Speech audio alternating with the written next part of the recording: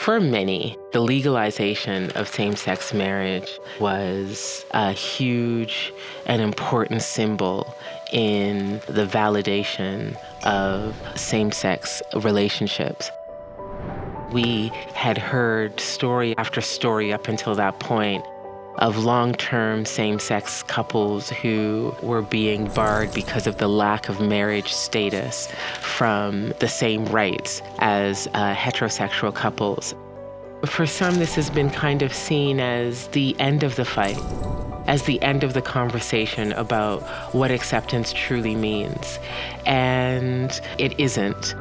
When you start at the position of criminalization and you end up in the position of marriage equality, the wins and the gains across all of those things, must never be forgotten as absolutely huge. But right now, I suppose what we are talking about is who has been left behind in that conversation.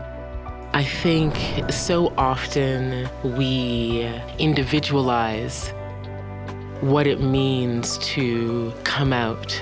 And we do that in ways that sometimes don't fully appreciate that people are a tapestry of identities. And those identities are kind of woven into their psyche in a way that requires a little more subtlety and a little more understanding than perhaps we're used to providing to people. We're seeing all over the world that pride parades are becoming much more than just celebrations of LGBTQ sexuality. They are becoming the kind of the spaces where people are questioning the ways in which they are policed, the ways in which they are managed, the ways in which they are allowed to be who they are in their own societies. The starting of pride parades, they are actually about sort of bringing not often seen communities. It means kind of bringing them into the light and then inviting more in-depth and interesting conversations about what it means to validate these communities across all countries. Canada is a leader. Having been to so many places, I realized that Canada's a leader for a number of reasons. Canada shows our community in an incredibly positive light. We understand what it means to care for communities.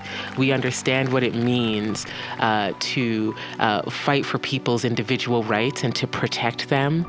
I mostly think this country is more caring because its people are more caring.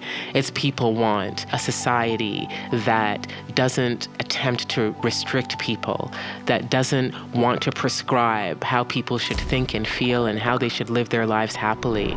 And we manifest that through our laws, we manifest that through our policies, and certainly through our practices as individuals. It's important that our public leaders be very clear and open about supporting our community. And Prime Minister Trudeau has certainly made very clear his commitment to advancing the rights of our community. My hopes for the movement is that it spreads the gains that it has made, certainly in Canada, to other parts of the world. My hope in the sort of nearer future is that we start to have a broader conversation about the kind of next iteration of LGBTQ+ rights. My name is Olivia. Through my work with many volunteers that make up Pride, I believe that Pride is Canada.